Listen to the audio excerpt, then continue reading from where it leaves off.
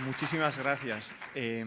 Bueno, yo me paso la vida hablando, entonces habitualmente, o sea, doy sesiones, pues no sé, debo dar una media de 200 sesiones o 150 sesiones al año, pero es de las primeras veces en los últimos años que me pongo nervioso, porque es un tema que, como habéis podido ver al escuchar mi currículum, evidentemente no domino, ¿no? Entonces, vamos a ver cómo lo hacemos. La verdad es que me hace especial ilusión porque, o sea, en primer lugar, porque yo soy profesor universitario, pero hace tiempo que se decidió que los profesores universitarios o no sabíamos, o bueno, más bien, nacíamos sabiendo de educación. Entonces, para dar clase en la universidad no hace falta saber nada de educación. No te hacen ningún tipo de examen sobre cómo das clase, no te hacen ningún tipo de capacitación docente. Parece que por el hecho de ser universitarios y ser, entre comillas, muy listos, haber hecho un doctorado o lo que sea, ya sabemos enseñar, ¿no?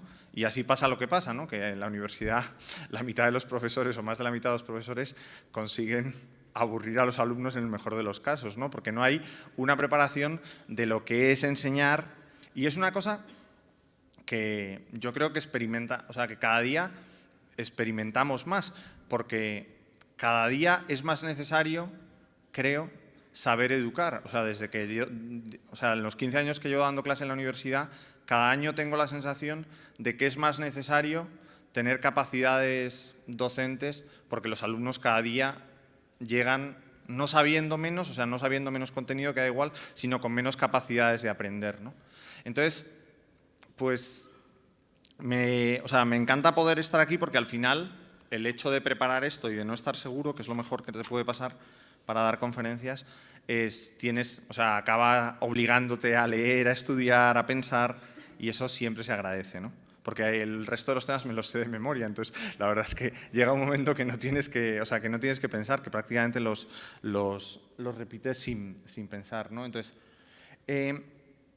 primero, ¿de qué va esto? ¿De qué va a intentar ir esto? Lo primero es que no vengo a hablar de máquinas, o sea, yo no vengo a hablar de tablets o del uso de los ordenadores en las aulas, las agendas, porque a veces yo creo que no en el mundo de la educación, sino en general, aunque las nuevas tecnologías son muy antiguas y llevamos ya pues, más de 20 años o más de 15 años usando Internet, sigue habiendo la sensación de que es necesario expertos, produciendo una situación curiosísima, ¿no? Es como si viniera aquí a dar una conferencia sobre la televisión el que repara las antenas, ¿no? Pues es un poco lo mismo. Muchas veces asistimos a conferencias sobre nuevas tecnologías de señores que saben cómo funcionan las máquinas, pero en mi opinión muchas veces no han pensado el para qué, ¿no? Y tampoco vengo a hablar de contenidos. Esto quizás sería más salvable, ¿no? Es decir, bueno, softwares que pueden servir, utilización de distintos canales, uso de las redes sociales. Pues tampoco voy a hablar de contenidos, básicamente, porque como ya he dicho, no soy experto en educación, y en segundo lugar, porque casi todos los contenidos están en Google, ¿no? O sea, uno busca educación en Google y le aparece una lista infinita de software positivos que pueden servir, ¿no? Entonces, vengo a hablar del ser humano y vengo a hablar de cómo las nuevas tecnologías afectan a la formación de las personas o cómo afectan, si queréis, al cerebro de las personas, ¿no? Y esto me parece que es el primer punto de partida. O sea, es inútil discutir, entre comillas, sobre el uso de las nuevas tecnologías, porque las nuevas tecnologías están en la sociedad, se hace un uso masivo de ellas y, de hecho, afectan a toda una generación que es la que hoy en día pues, está llegando a la universidad y se está formando en los colegios. Y eso hace que esas personas razonen distinto, piensen distinto, quieran distinto, y el hecho de haberse educado en un ambiente en el que las nuevas tecnologías tienen una presencia masiva hace que sean distintos. Y esto a veces yo creo que desde una perspectiva antropológica cuesta entender, ¿no? Es decir, pero pues el ser humano es el ser humano y ha sido el ser humano toda la vida. Y eso es cierto, no lo voy a negar. Pero es cierto que también el ser humano ha ido evolucionando de distintas maneras y desde la perspectiva intelectual, el hecho de educarse en un determinado ambiente, en un determinado mundo, no en un determinado ambiente, tiene una serie de consecuencias que es lo que vamos a ver, ¿no? Entonces, no es un tema neurológico que también lo podría ser, y como es un tema del que no sé nada, tampoco... Pero es verdad que cada día más, o sea, cada día hay más estudios médicos en los que se dice que de una forma u otra el uso, y también muchas veces el abuso de Internet, tiene un efecto concreto en la consolidación o en la maduración del cerebro. Eso, bueno, pues nos lo dicen los médicos, nos lo podemos creer o no, pero nos da una pista de hacia dónde vamos, ¿no? Pero a mí lo que más me importa, y es una cosa que me parece que es más compleja o más profunda de lo que parece, es que las nuevas tecnologías no afectan, como decía antes, al contenido, no afectan solo al contenido y no son buenas o malas en función del contenido. El Papa lo decía hace una semana en el mensaje por la Jornada de las Comunicaciones Sociales, y lo dijo con mucha más profundidad porque iba específicamente sobre ese tema hace un año, ¿no? O sea, las nuevas tecnologías afectan a la comunicación en sí mismo. Hoy en día se comunica de una forma distinta a como se comunicaba hace 10 años. Y eso es importante porque cuando intentamos comunicar pensando que el hombre es el mismo, que no cambia, como comunicábamos hace 10 años o como comunicábamos hace 20 años, el mensaje no llega, pero no llega por mala intención, no llega por mala voluntad, no llega porque el mensaje no esté bien elaborado, llega por incapacidad de conexión entre el emisor y el receptor, ¿no? Y es un poco en la línea en la que quiero ir, o sea, en hasta qué punto el uso de las nuevas tecnologías afectan a la esencia, más allá de si son o no máquinas o si son o no contenidos. En ese sentido, había puesto un vídeo que probablemente hayáis visto todos y como hay algún pequeño problema con el ordenador, prefiero no ponerlo, pero que es un vídeo que a mí me hace especial gracia y que yo creo que cualquiera de los que estáis aquí que tengáis hijos pequeños lo habréis visto ya, ¿no? O sea, cómo los niños se acercan a los periódicos o a los libros como si fueran un ordenador y empiezan a tocar como si fuera un iPhone, ¿no? Y empiezan a intentar pasar las páginas como pasan las páginas en el teléfono móvil. Es alucinante, pero es real. O sea, piensas, cuando ves el vídeo piensas que es mentira, que están forzando, pero cuando lo ves en vivo y en directo te das cuenta de hasta qué punto la cabeza de ese niño está pensando de manera distinta. El otro día me enviaban un chiste parecido de alguien que decía, bueno, es como un SMS, pero tiene muchas más letras, y el abuelo le decía, sí, es un libro, ¿no? Pues estamos un poco en la misma línea, ¿no? La gente, o sea, los niños empiezan a confundir los libros con las máquinas y empiezan a trabajar los libros como si fueran máquinas. Y esto es lo que me parece que es interesante. O sea, ante el mismo material, ante el mismo contenido, el approach, el acercamiento de los jóvenes y de los niños, o de las personas que han ido creciendo rodeados de nuevas tecnologías, es cada vez más tecnológico, independientemente de que el contenido del material no sea tecnológico. O sea, tratan de asumir en su forma de ver la vida los materiales que nosotros le proporcionamos, ¿no? Es un tema generacional. Bueno, aquí hay una serie de elementos de cómo se determina eso, pero tampoco... Y de una forma u otra es el resultado, yo creo, de una mezcla. Yo no sé si habéis leído un libro de un señor que se llama Giovanni Sartori, que se llama Homo Videns. Es un libro que yo creo que o sea, esto es una barbaridad lo que voy a decir, pero que para los educadores debería ser obligatorio. ¿Por qué? Porque es un libro de un señor que es catedrático de ciencia política, que trata de analizar en el marco de la democracia cómo en este caso, en principio, la televisión afecta a la forma de pensar y cómo eso tiene consecuencias en las campañas electorales, tal. La parte de las campañas electorales, sinceramente, es malísima, pero la parte previa, la parte en la que hace el estudio antropológico de cómo el estar expuesto a la televisión afecta a la forma de pensar de toda una generación, me parece que merece una pequeña atención, ¿no? Su tesis inicial es básicamente que cada día pasamos más horas expuestos a la televisión. Y eso pasa a los adultos, y creo que la media de consumo de televisión en España supera las 3 horas, pero también pasa a los niños y quizá en mayor medida, ¿no?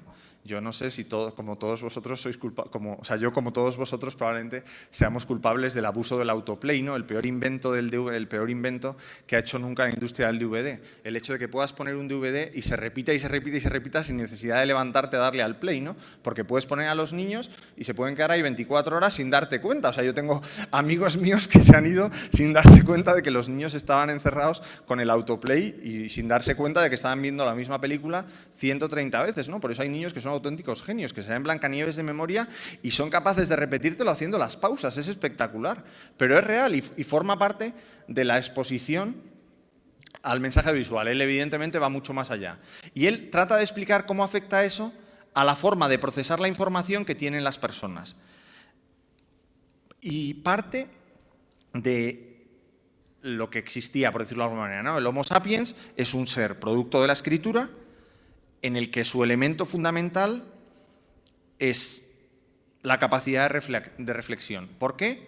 Porque al ser la educación, pues ya sea oral o escrita, o sea, ya al ser el lenguaje el principal elemento de la educación, la información, para ser procesada por el receptor, exige de un proceso concreto que es la reflexión. Esa capacidad de reflexión obligatoria para recibir la información, porque si no, no se recibe la información, implica la necesidad de generar abstracciones. Y esa capacidad de generar abstracciones es la que hace que el hombre pues, sea un ser racional, por decirlo de alguna manera. Esto es evidente y es obvio. ¿Qué pasa cuando el hombre empieza a educarse cada vez más a través de medios audiovisuales? O no a educarse, a alimentarse o a recibir información a través de medios audiovisuales. Entonces, el medio audiovisual frente al medio escrito y al medio oral tiene una gran diferencia, que no sé si es una virtud o un defecto, que es que no precisa de procesamiento. Tú puedes ver las imágenes y sin necesidad de reflexionar sobre ellas, recibirlas tal cual. Entonces, eso es lo que hace, yo creo, que la televisión sea tan exitosa, que cuando estamos muy cansados, no hace falta, cuando te sientas delante de ella, no hace falta ponerte a pensar, pero no hace falta ponerte a pensar no porque los programas sean muy sencillos, sino porque realmente puedes ir recibiendo información visual sin necesidad de ejercer ningún tipo de proceso sobre eso, ¿no? Entonces, ¿qué ocurre? Que cuando la persona se va acostumbrando a recibir impactos audiovisuales sin necesidad de procesarlos, va disminuyendo su capacidad de reflexión, va disminuyendo su capacidad de raciocinio y va siendo cada vez mayor la dificultad de transformar información en conocimiento. Eso debilita la capacidad de abstracción de una manera espectacular. O sea, el hombre acostumbrado o que se informa fundamentalmente a través de la información, o sea, del material audiovisual, cada día tiene menos capacidad de reflexión, porque no es algo, entre comillas, obligatorio. Si tú lees un libro y miras sin procesarlo, pues nunca recibirás nada, ves letras y letras y letras, pero si tú ves una película sin procesarla, puedes estar encantado viendo las luces, los tiros, y esto empieza a tener consecuencias desde el punto de vista cultural y desde el punto de vista de la forma de actuar, de la forma de hacer de los hombres. En primer lugar, porque el hombre, cuando carece de reflexión, carece de elementos de juicio. El hombre no tiene elementos, no tiene filtros para valorar la información que recibe. Pierde esa capacidad de distinguir entre el bien y el mal. Porque cuando no reflexionas, las cosas no pueden ser buenas o malas. La bondad o la maldad de los actos requiere una reflexión previa, requiere un filtro previo. O sea, para ser capaz de valorar la bondad o la maldad de los actos. Cuando el impacto es puramente audiovisual, la única capacidad de juicio que tiene el hombre, por decirlo de alguna manera, es si las cosas molan o no molan, o sea, si le impresionan o no le impresionan, si le impactan o no le impactan, si le llenan o no le llenan. Todas esas categorías, por decirlo de alguna manera, son posibles dentro de una forma de recibir información puramente audiovisual. Y se produce un fenómeno que para mí es espectacular y que quizás es muy exagerado, pero cuando se produce el atentado del 11 de septiembre, hay un señor, director de música, que dice que el 11 de septiembre es la obra de arte más grande que se ha producido nunca en la humanidad. Genera gran escándalo y empieza a explicar. Dice, el arte contemporáneo, por definición, es un arte que valora el impacto, o sea, que trata de causar una impresión visual, una impresión en los sentidos, que no requiere reflexión, generalizando mucho, y cuyo éxito, entre comillas, se mide en función de ese mismo impacto, en función de a cuántas personas ha llegado y qué capacidad de conmocionar, de impactar, de generar sentimiento en las personas que contemplaron esa obra de arte. Entonces, concluye, yo en mi vida he visto, o sea, nunca he visto algo que haya impactado a tanta gente y que haya sido tan impresionante, o sea, que haya generado tantos sentimientos en el público, por decirlo de alguna manera, ¿no? Entonces, lo que dice es una barbaridad, pero las consecuencias me parece que son tremendamente útiles para nosotros. ¿Por qué? Porque el ser que se educa o cuya educación o cuya forma de recibir la información es fundamentalmente audiovisual, se vuelve un ser fundamentalmente sentimental. Cuando el ser va careciendo de capacidad de reflexión, cada vez le importa más o le afecta más lo sentimental, ¿no? Bien, estoy yendo un poco rápido, pero es que si no me enrollo aquí. Entonces, esto tiene una serie de consecuencias que vamos a ver después en su aplicación, por decirlo de alguna manera. Las imágenes se convierten en la materia prima de todo conocimiento, se confunden con la realidad, el acto de ver muchas veces anula el de pensar, el plano intelectual cada vez es más difuso, se tienen infinitas fuentes de información, pero muchas veces se seleccionan en función del impacto que generan, no en función de su valor intrínseco, por decirlo de alguna manera.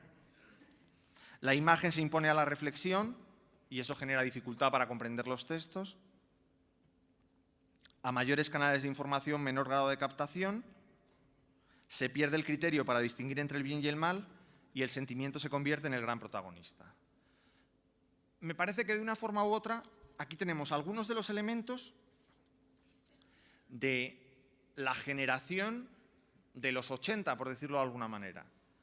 Personas con las que muchas veces pues, ya nos habremos encontrado y en las que me parece que de una forma u otra se pueden ir identificando estas características. Pasamos al paso siguiente, ¿no? Del Homo videns pasamos a lo que podríamos llamar el Homo digital. Las personas que empiezan a educarse fundamentalmente rodeados de, por decirlo de alguna manera, cacharros o nuevas tecnologías, ¿no? Ordenadores, teléfonos móviles, smartphones, tablets, cualquier tipo de herramienta, por decirlo de alguna manera, ¿no? Y vamos viendo que esto también tiene una serie de implicaciones en la forma de recibir la información y en la forma de ser de las personas. En primer lugar, nos encontramos con personas que están continuamente sometidos a impulsos externos, donde es muy difícil seguir un hilo y construir un razonamiento lógico. Esto yo creo que nos pasa a todos, pero donde se impone algo que yo llamo el inmediatismo, que no sé si tiene sentido o no, pero que me parece que cada día es más claro. El aquí te pillo, aquí te mato, ¿no? Estás hablando con una persona y no te acuerdas del nombre de un actor. Pues no vas a esperar a apuntártelo, sacas el móvil y apuntas en Wikipedia qué otras películas hizo ese actor, interrumpiendo la conversación sin ningún problema de tener a nadie delante, ¿no? O te acuerdas de alguien, o alguien está tardando más de 2 minutos en llegar a una reunión y ya le estás llamando, ¿por qué? Porque tienes que hacer algo, porque ese inmediatismo te obliga a la acción inmediata, por decirlo de alguna manera, ¿no? Y esta forma de ser, este sometimiento continuo a impactos externos que no dependen de ti mismo y que no agendas, por decirlo de alguna manera, genera en los jóvenes o en las personas que que están sometidas a las nuevas tecnologías en general, una gran ansiedad. Antes se contaba de los profesores en la universidad, en general de los funcionarios, pero prefiero adecuarlos a los profesores de la universidad, que éramos personas que vivíamos pendientes del BOE, que todos los días leíamos el BOE a ver si nos habían hecho ya catedráticos, cosa que cualquiera que sepa no tiene ningún sentido, ¿no? Pues hoy a los jóvenes les pasa un poco lo mismo, o sea, están todo el día esperando nada, esperando que alguien llame, que alguien mande un mensaje, que alguien diga algo, un elemento externo que entre comillas, pueda cambiar su vida o al menos pueda cambiar su día o su minuto. Entonces, esa ilusión continua se convierte a la vez en una ansiedad continua. No me llaman, no me dicen, pues no sé, una sensación parecida a la que han podido tener todos los que se veían ministros con Rajoy en los últimos meses, ¿no? El Rajoy no me llama, Rajoy no me llama, Rajoy no me llama. Os aseguro que no por mi caso, sino por lo que he vivido alrededor, es tremendamente angustioso, ¿no? Entonces, a los jóvenes les pasa un poco lo mismo de verdad. O sea, que viven con una necesidad de recibir esos impulsos externos, independientemente de lo que sean. O sea, una necesidad de vivir continuamente interrumpida, o sea, o con continuas interrupciones. Y os habrá pasado a todos, no solo a los jóvenes, ¿no? El estar delante del ordenador y tener que mirar el correo electrónico cada minuto, por si ha llegado ya la noticia definitiva. Y dices, bueno, pues es que no, o sea, lógicamente, si lo pensamos racionalmente, no hay ninguna necesidad de bajar el correo cada minuto, ¿no? Además, los ordenadores han inventado un sistema, un software que lo baja automáticamente cada vez que se lo digamos, ¿no? Pero siempre, no sé cuántas personas hay en esta sala que respetan la programación de su software para bajar el correo. Probablemente casi todos nos anticipemos, ¿no? No vaya a ser que esa noticia tan importante y que requiere una reacción tan inmediata llegue antes de que nosotros tengamos capacidad de reacción, ¿no? Probablemente nadie, o sea, de los que estáis aquí, si alguno hay, estaría fenomenal que lo dijera, pero yo por lo menos nunca he recibido una noticia que por el hecho de haberla bajado por el correo electrónico antes me haya resuelto, o sea, haya podido resolverla mejor o me haya resuelto algún aspecto de mi vida, ¿no? Pero se genera esa especie de impresión, de ansiedad, de necesidad que acaba generando miedo, o sea, un miedo como a desengancharse de la vida, a desengancharse de perder la oportunidad de tu vida, de si no estoy con el móvil delante, va a pasar esta ocasión y nunca más me van a volver a llamar, ¿no? Y esto está estudiado, o sea, hay gente, y no solo jóvenes, que se dejan se dejan un día el móvil en casa y les dan auténticos infartos. Yo lo recomiendo muchísimo, al menos una vez por semana. O sea, estoy trabajando en una cosa que es un poco más complicada, que es que tú puedas decir en el móvil si quieres que te llamen o no, que creo que sería mucho más útil y que además técnicamente es posible. Pero lo de dejarse el móvil una vez por semana en casa es una experiencia espectacular, porque se vive súper tranquilo. Pero ese enganche, o sea, de verdad, más allá de la cosa concreta del día, del no dejarse, genera en las personas una forma de ser que, en mi opinión, pues tiene sus dificultades. En segundo lugar, y muy vinculado a esto, se trata de una generación 24/7, ¿no? Esto que antes era súper positivo y los 7-Eleven que abrieron en España y que estaban abiertos 24 horas y qué gozada poder ir a comprar el pan a cualquier hora de la mañana o de la noche, cosa que yo tampoco entendí nunca del todo, en los jóvenes se convierte en una auténtica necesidad. O sea, vivimos o estamos generando o estamos creciendo junto a la generación del hoy y ahora, ¿no? En la que es muy difícil encontrar motivaciones a largo plazo. Cuando se vive abierto 24/7, cuando se vive pendiente continuamente del hoy, del disfrutar el momento, por decirlo, o no disfrutarlo, de vivir el momento sin necesidad de tener ningún tipo de connotación negativa, la satisfacción inmediata se convierte en un elemento esencial. Y cuando tú das algo a los jóvenes, cuando les pides algo, lo primero que están preguntando es, bueno, ¿y qué? O sea, ¿con esto qué consigo? Pero no qué consigo dentro de 20 años, sino qué consigo ahora. Y eso es un elemento esencial desde el punto de vista de la educación, en mi opinión, también. Porque los elementos de motivación cambian de manera radical. Y cambian de manera radical porque ese poder estar abierto 24/7, ese tener elementos por el móvil, por el ordenador, por el cual alguien está disponible todo el día y toda la noche, acaba generando esa actitud en los jóvenes. Con un elemento más que yo creo también es esencial desde el punto de vista de la educación. La urgencia se impone de manera aplastante a lo importante. O sea, las cosas del hoy acaban aplastando a las de mañana, a las de pasado. Bien. En tercer lugar, la infopolución, ¿no? Que es una palabra que me he inventado, pero que se puede llamar también el síndrome de Diógenes digital. Esto lo ha dicho alguna persona más culta y yo creo que queda mucho mejor, ¿no? El ir acumulando información que no sirve para nada.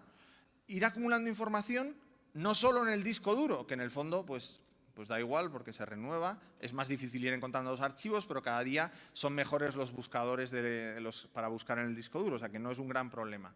Pero lo grave es que esta infopolución, o sea, este síndrome de Diógenes, afecta al cerebro en el momento en el que vamos acumulando información absolutamente inútil en el cerebro y creamos una necesidad, o sea, una especie de enganche a la información, de tener la información el primero o en tiempo real, ¿no? Yo nunca he visto más emoción por algo tan aburrido como los últimos 2 meses en el Consejo de Ministros, ¿no? Todo el mundo está pendiente del Consejo de Ministros para seguirlo al segundo, para ser el primero en enterarte cuál ha sido el próximo recorte o la próxima decisión. Y dices, realmente se genera una impresión, o sea, una acumulación de información que no tiene mucho sentido y que, en mi opinión, acaba siendo súper perjudicial, ¿no?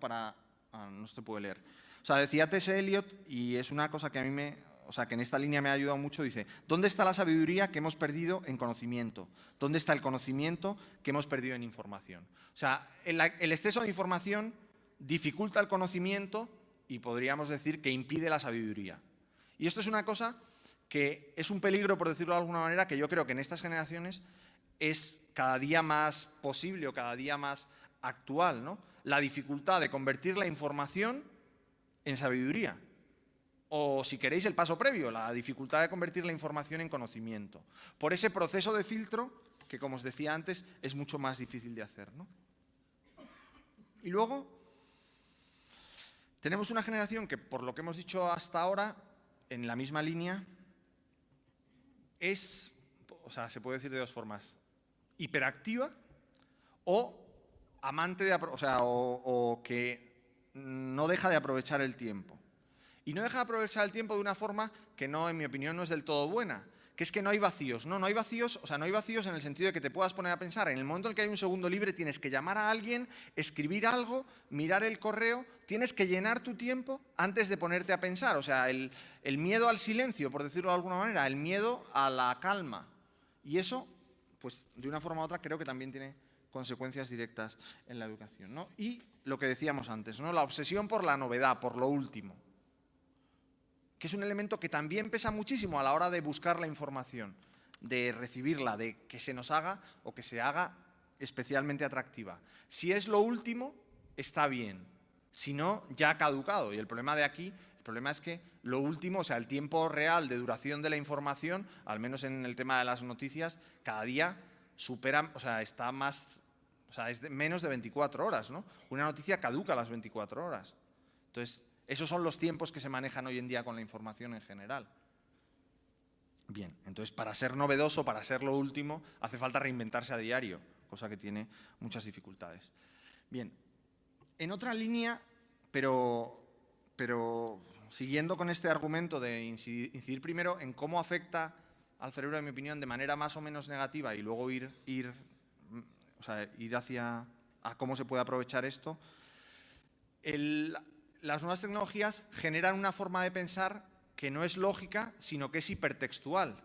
Es una forma de pensar del impulso, que produce efectos súper curiosos. Por ejemplo, en los últimos 2 meses, la noticia más leída del país durante casi 20 días han sido 3 noticias escritas hace más de 5 años. Porque nadie sabía que estaban escritas hace más de 5 años. Pero por ese efecto del impulso del enlace, de que en un momento dado se puso en la primera de las noticias más leídas y todo el mundo pinchaba porque quería leer la noticia más leída, independientemente de que no tuviera ninguna actualidad, ninguna relevancia y tratara de un tema pues que está absolutamente fuera de contexto, ¿no? Pero la lógica hipertextual afecta no solo a la forma que los jóvenes tienen de leer las páginas web, sino a la forma que las personas tienen de leer un libro, ¿no? O sea, los jóvenes leen los libros como si fueran lo de Elige tu propia aventura. O sea, van buscando enlaces, ¿a qué página tengo que ir ahora? Pues no, pues esa es la siguiente. No, pero es que yo quiero saber esto. O sea, ahora lo que me interesa, y se van generando tremendos árboles llenos de ramas en las que el tronco muchas veces se pierde. O sea, son tantas las ramas, pinchas una cosa, te lleva a otra, el impulso te lleva a otra, que llega un momento dado que el tronco se pierde de vista. Entonces, esa forma de leer en hipertextual acaba generando una forma de pensar en hipertextual. Y pensar en hipertextual es tremendamente complejo, porque es una forma de pensar que gira en torno a los impulsos, que gira en torno a los impactos. Bien.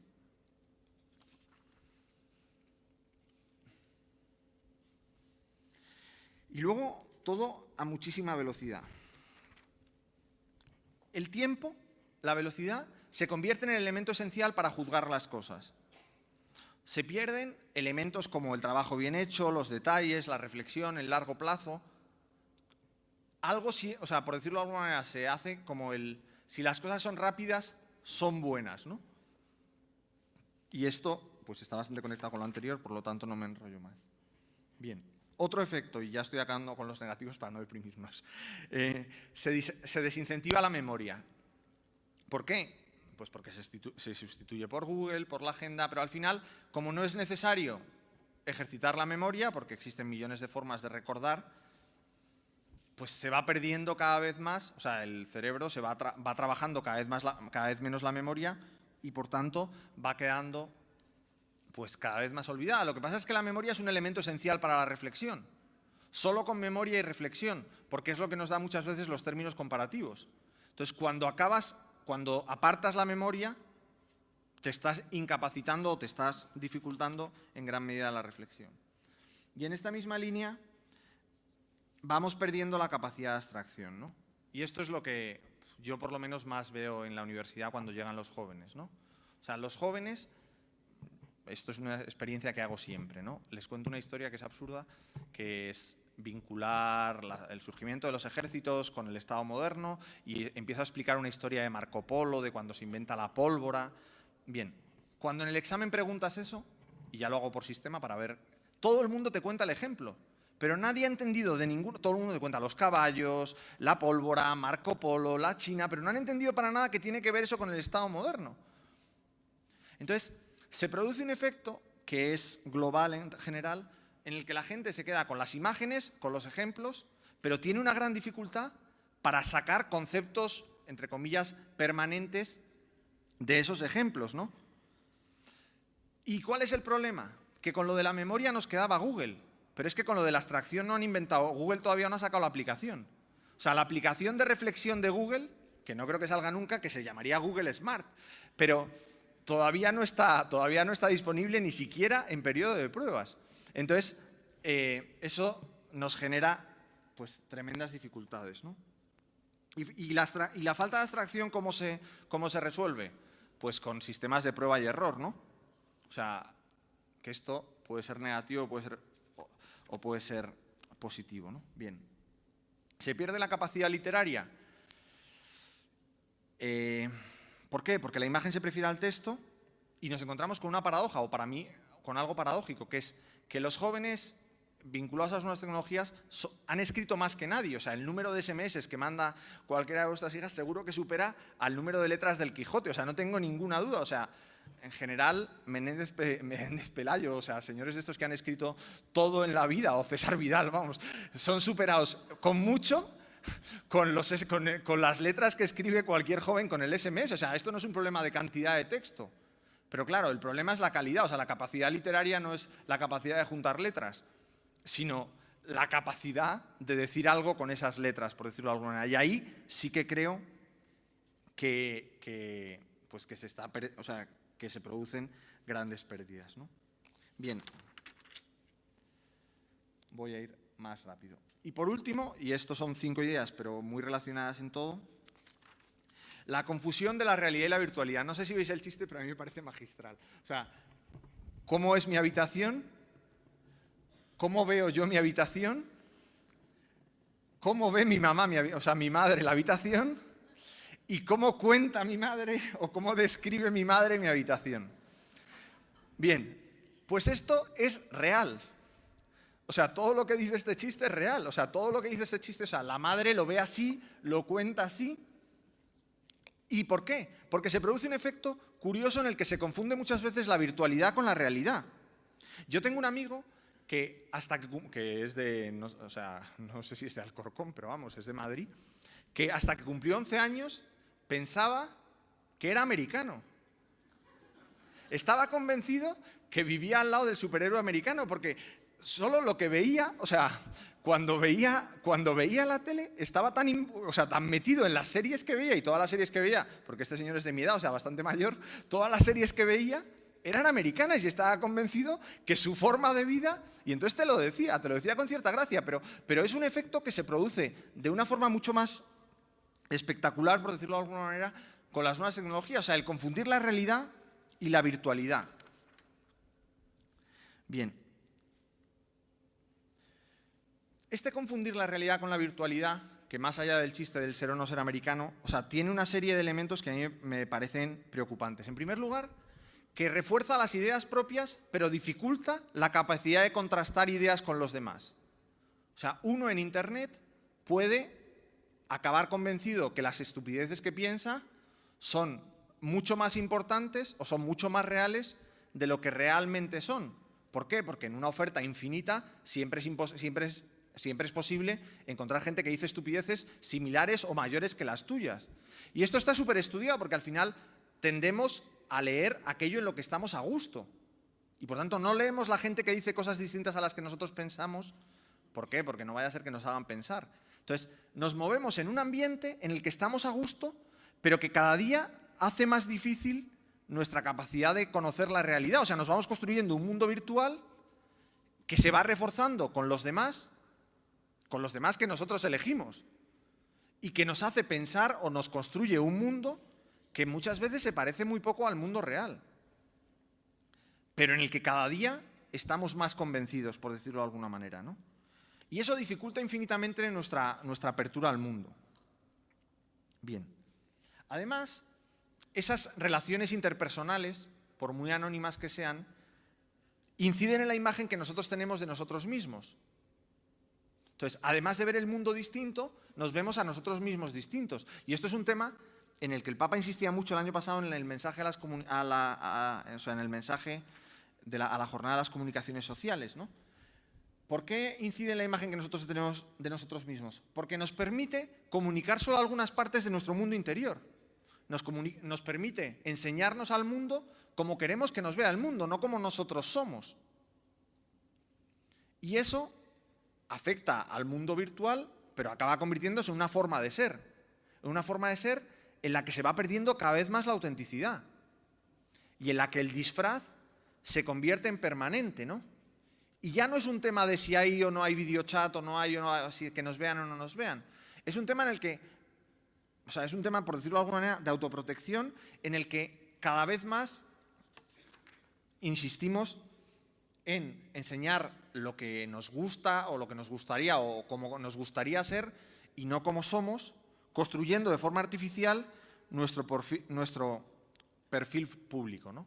¿Y esto qué consecuencias tiene? Pues fundamentalmente que provoca, o sea, que lleva a la autocomplacencia. O sea, uno se enseña al mundo como quiere ser y acaba convencido de que lo que enseña es lo que es. Y por tanto acaba súper orgulloso, súper satisfecho de ser como es, entre comillas, ¿no? Porque acaba pensando que es como enseña. Bien. Y en esta misma línea de confusión entre la realidad y la virtualidad, el buscar refugio en un mundo paralelo, ¿no? O sea, las nuevas tecnologías son un gran campo de evasión, son una gran oportunidad de vivir en otro mundo, de salir de la realidad. Y esto es lo realmente preocupante, en mi opinión. Esa interacción parcial, de la que también habla el Papa, te permite buscar refugio en el mundo paralelo, o sea, irte a otros mundos y olvidarte del mundo real. Y preocuparte de los problemas de, entre comillas, tus amigos virtuales y olvidarte de los problemas de tu familia o de los de tus compañeros de clase, ¿no? ¿Por qué? Porque esos no cuestan, por decirlo de alguna manera. Bien, entonces, frente a todo esto, hay una serie de elementos que se refuerzan, en mi opinión, o que refuerzan las nuevas tecnologías que creo que son esenciales y que son los que hacen que a la educación se le abran infinidad de oportunidades gracias a las nuevas tecnologías y que creo que es bueno tener en cuenta, reflexionar un poco sobre ellos, ¿no? En primer lugar, mayor capacidad de observación. O sea, con mayor impacto visual. O sea, se lee de una forma distinta, ya lo decía antes, en función del impacto visual y no en función de las líneas, por decirlo de alguna manera. Si se puede ver, ¿para qué leer? Y la información se procesa en función de destacados, titulares, bien. En segundo lugar, aumenta la capacidad de síntesis y de creatividad. De síntesis, no en el sentido de reflexión, sino de hacer las cosas más cortas, que eso tiene... Y de ejercer la creatividad para mostrarlas de manera atractiva. En tercer lugar, en mi opinión, aumenta también la capacidad de crítica. No la capacidad autocrítica, sino la capacidad crítica. O sea, la capacidad de chequear las cosas en tiempo real, de ver si lo que se dice es verdad o es mentira, de comprobar si las cosas que nos están contando tienen o no fundamento en la realidad. En cuarto lugar, y no se ve, pero el estudiante busca siempre un para qué. Necesita saber la utilidad práctica que tiene lo que está aprendiendo. Lo decíamos antes con lo del inmediatismo, ¿no? Necesita saber qué pasa en las próximas, qué le reporta eso que le estás pidiendo que se haga. Y no es solo un sentido puramente utilitario, sino que es puramente, es incluso conceptual. Los estudiantes hoy en día necesitan trabajar con tareas auténticas. ¿Por qué? Por esa dificultad de abstracción de la que hablábamos antes. Bien, necesita poder elegir. Esto es otro elemento importante, ¿no? O sea, necesitan saberse libres en ese sentido, libres, de poder elegir su camino, de poder, entre comillas, customizarse o customizar sus contenidos, que es algo propio también de las nuevas tecnologías y Internet, ¿no? Cada uno se pone el escritorio que quiere, se configura sus programas como quiere o juega sus juegos pues de la manera más personalizada posible, ¿no? Pues esto también afecta a la vida real. Y luego que el conocimiento pasa a trasladarse, en la transmisión del conocimiento, cada día más pasa a realizarse en el ámbito de los intercambios personales. Y esto es otro de los elementos que yo creo que resultan esenciales. Hoy en día, el 75% de las noticias que se consumen de los medios de comunicación, por ejemplo, se consumen a través de enlaces personales, de recomendaciones de alguien, ya sea en las redes sociales, ya sea a través de un correo electrónico. Los sistemas de consumo, pues lo mismo, ¿no? Cuando alguien quiere ir a un restaurante, ya no mira qué es lo que dice el restaurante de sí mismo, le pregunta a alguien y en función de ese intercambio personal de información personal, adopta una decisión. Pues esto acaba formando parte de la manera de ser y afecta de una manera esencial a la forma en la que las personas están acostumbradas a recibir la información y también la educación. ¿Y cuál es el elemento esencial en ese intercambio de información personal? La confianza. La gente recibe la información de aquellas personas en las que tiene confianza. Si yo me fío de ti, me creo lo que me cuentas, por decirlo de alguna manera, sabiendo que lo que me cuentas es el elemento esencial de mi formación. Bien. Voy pasando porque si no me centro en las cosas como más importantes, ¿no? En la misma línea, como la información se transmite a través de relaciones interpersonales, la información se transmite en torno a conversaciones. Los jóvenes disfrutan conversando, y no disfrutan escuchando, necesitan poder comentar, porque esto es lo que ocurre en las redes sociales. Las redes sociales no te cuentan historias y te dicen que las asimiles, sino que te permiten interactuar, te permiten responder, te permiten preguntar. Y esto acaba incidiendo en la forma en la que el joven recibe la información también cuando está en el aula, ¿no?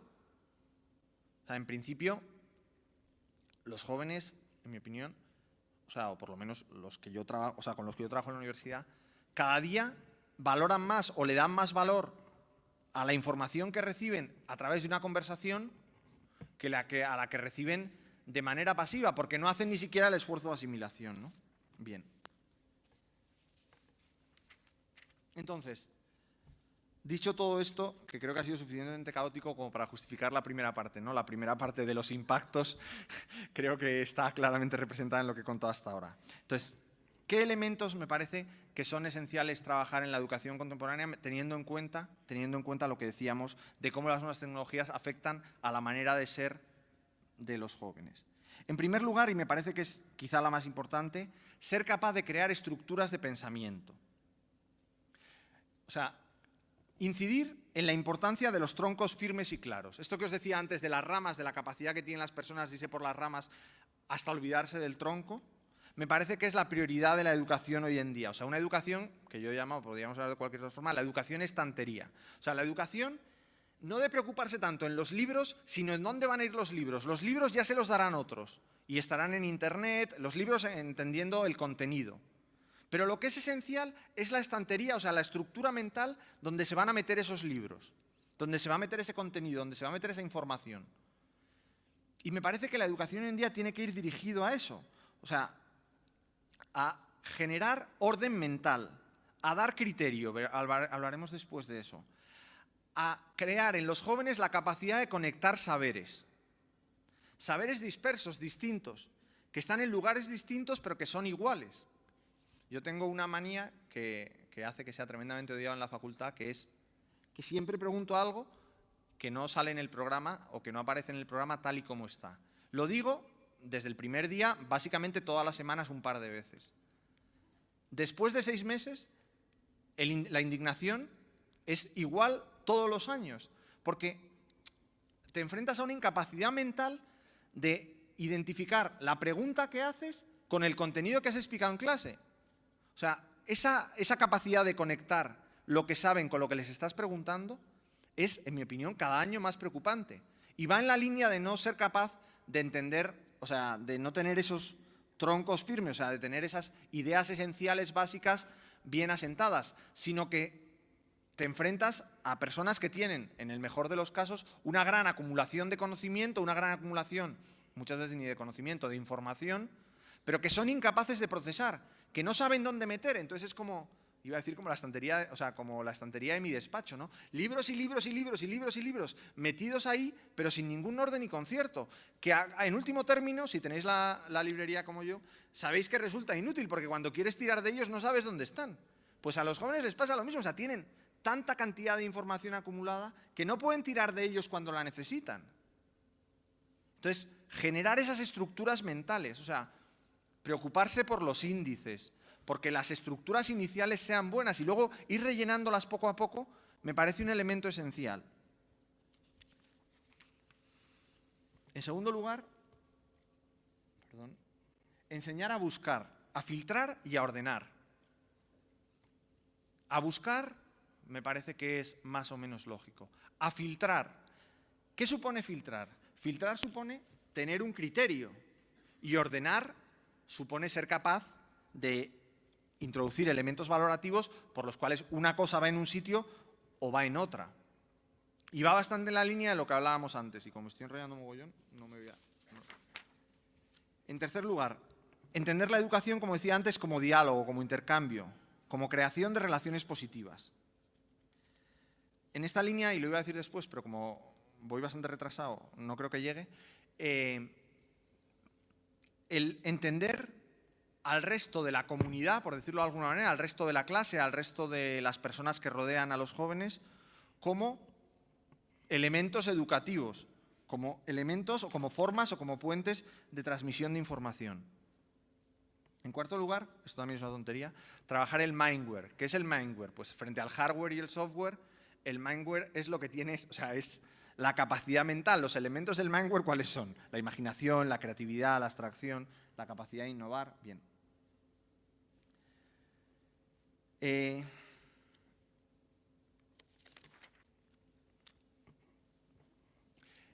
Educar en aplicar el pensamiento complejo para resolver problemas de diversas maneras. Lo decíamos antes, los jóvenes necesitan un porqué, o sea, necesitan que el para qué de lo que les estás explicando, o sea, necesitan resolver problemas porque están acostumbrados a ese inmediatismo del que hablábamos antes, a hacer las cosas con una satisfacción inmediata. Por eso la educación, en mi opinión, tiene que ser más práctica, o más práctica, más de resolución de problemas, aprovechando esa resolución de problemas para provocar la capacidad de abstracción. Y en esa línea es lo que os decía, de aplicar el pensamiento complejo para resolver problemas de diversas maneras. Porque eso solo se puede hacer, o sea, eso no es un arte que aprendes la forma de hacerlo, sino que eso solo se puede hacer ejercitando y fortaleciendo la capacidad de reflexión, ¿no? Bien, fomentar la iniciativa y la responsabilidad, creo que es obvio. Educar en la colaboración y en la solidaridad, pero en la solidaridad no entendida como se entiende tradicionalmente, sino en la solidaridad entendida como la necesidad de hacer cosas juntos. Da Vinci era capaz de crear, o sea, o de tocar, por decirlo de alguna manera, todos los palos, ¿no? Pues era ingeniero, músico, no, pintor, escritor, o sea, podía cubrir todas las ciencias de su época. En el siglo XIX o en el siglo XX hemos visto cómo hay personas que pueden ser expertas ya solo en una materia.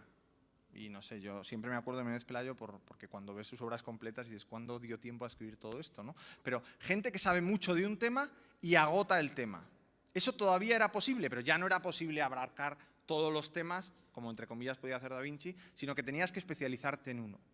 Pero hoy en día eso también es imposible. Hoy en día, para resolver problemas complejos, para resolver los problemas con los que se enfrenta la humanidad, para trabajar en el mundo de hoy, para no ser tan teóricos, es necesario aprender a trabajar con otros.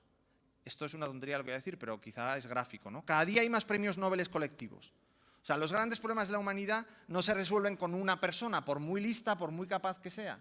Es necesario ser capaz de crear equipos y de trabajar juntos. Y eso hay que educarlo desde el principio, y eso no es una técnica, pues que se estudia en una escuela de management cuando acabas la carrera.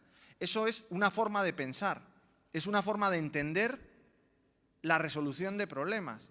Y es una forma de sustituir la competitividad, por decirlo de alguna manera, o la competitividad entendida como elemento básico, por la colaboración entendido como elemento esencial. Y eso no es fácil de hacer y yo creo que es esencial hoy en día. Bien, no sé en qué lugar. Educar la honestidad y la autenticidad. Por todo lo que decíamos antes, ¿no? Por esa capacidad de esconderse, de meterse en un mundo virtual, de enfrentar, o sea, de enseñarse, entre comillas, con la mejor cara. La honestidad es un elemento esencial. Bien. Educar en la libertad, esto ya, o educar la libertad, esto no, ¿qué quiero decir con esto? Y me parece que es un elemento esencial. Frente a esos impulsos continuos, ese hipervínculo del que hablábamos antes, esas llamadas de teléfono constantes que te marcan la vida, me parece que es más importante que nunca educar a las personas o a los jóvenes en ser señores de sí mismos. O sea, en controlar su agenda, en controlar su vida. Frente a ese inmediatismo del que hablábamos antes, esa impulsividad natural que te provocan las nuevas tecnologías, el decir aquí mando yo y me llamen o no me llamen, o sea, esto ya a los jóvenes quizás les pasa menos, pero me llamen o no me llamen, da igual, soy yo el que decido si cojo o no cojo el teléfono.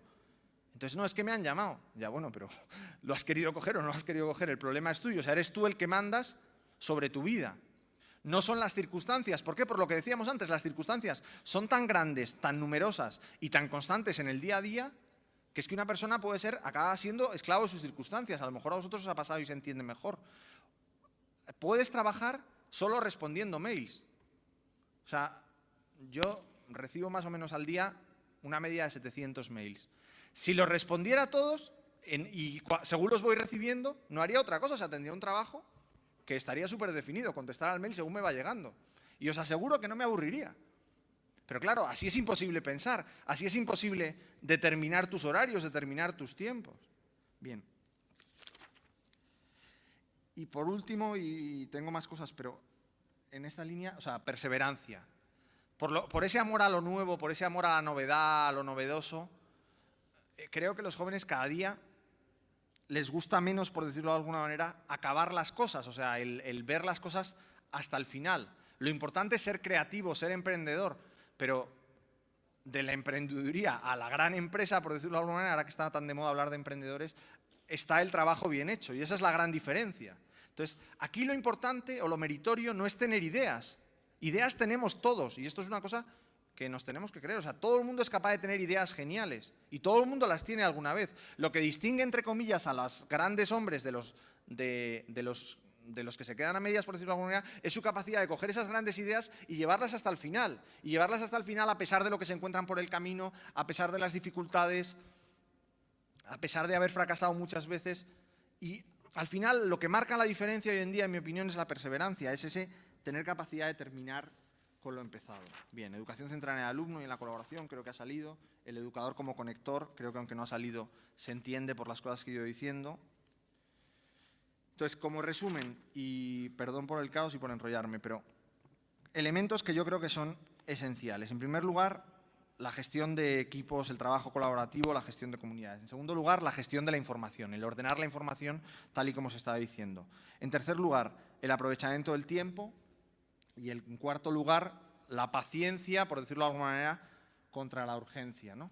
En último término, como resumen final, el tener criterio, el ser capaz de valorar las cosas por lo que son y no por el momento en el que llegan, por las circunstancias en las que llegan.